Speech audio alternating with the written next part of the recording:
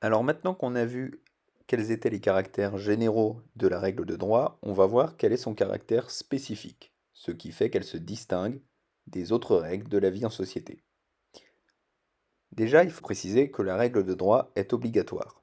Mais on distingue dans les règles de droit deux types de règles. Il y a les règles impératives et les règles supplétives. Quelle est la différence entre les deux? Eh bien, les règles impératives, ce sont des règles qu'on ne peut pas écarter. Eh bien, les règles impératives, ce sont des règles qu'on ne peut pas écarter. On ne peut pas s'y soustraire. Elles s'imposent et, j'ai envie de dire, c'est comme ça, on ne peut pas faire autrement. Par exemple, l'homicide involontaire ne peut pas être écarté par le consentement de la victime. Donc la règle s'applique. Les règles supplétives, ce sont des règles qui s'appliquent uniquement si les personnes visées n'ont pas réglé eux-mêmes autrement leur situation. Par exemple, on peut choisir de soumettre son litige à un arbitre plutôt qu'à un juge.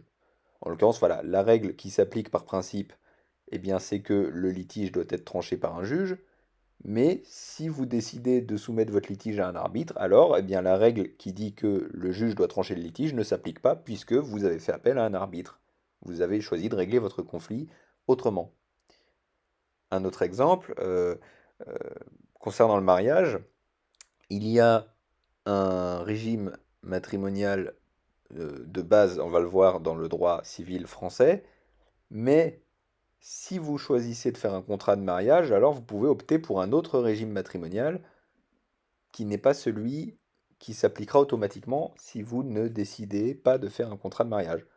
En gros, vous ne faites pas de contrat de mariage, eh bien il y a une règle dans le droit français qui vous impose un régime qui va s'appliquer, on le verra, mais si vous faites un contrat de mariage, alors la règle de base ne s'applique pas, c'est une règle supplétive. Voilà la différence entre les deux.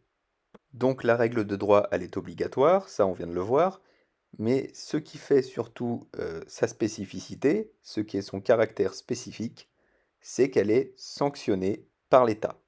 C'est ce qu'on appelle la coercition étatique.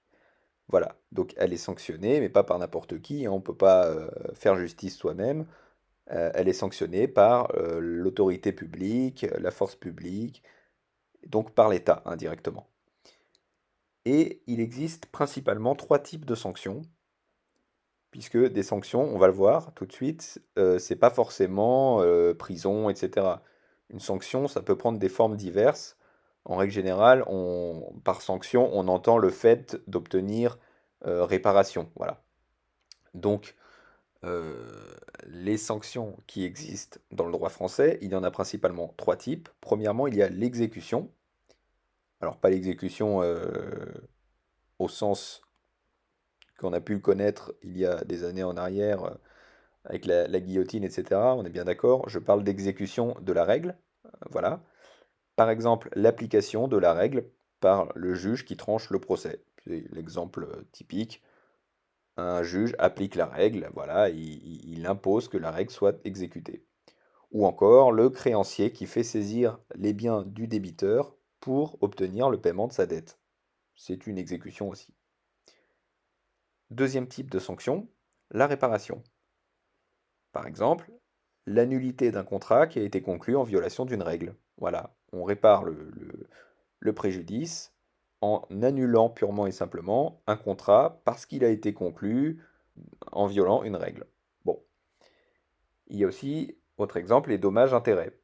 Dommages et intérêts, c'est le paiement d'une somme qui équivaut au montant du dommage subi. C'est aussi une réparation. Je vais reprendre mon fameux article 1240 du Code civil.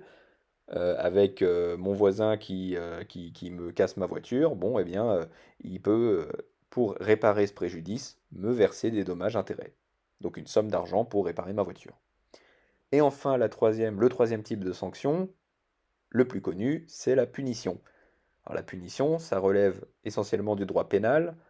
Ce sont donc les sanctions qui sanctionnent, pardon, les contraventions, les délits et les crimes. Et donc là, vous les connaissez, c'est les amendes, c'est l'emprisonnement, mais c'est aussi, par exemple, la privation du permis de conduire. Et il y en a plein d'autres, des sanctions, on le verra un peu plus tard. Donc voilà les trois types de sanctions, et surtout ce qu'il fallait retenir de cette vidéo, C'est que le caractère spécifique de la règle de droit, c'est cette coercition étatique, c'est le fait que la règle de droit est sanctionnée par l'État.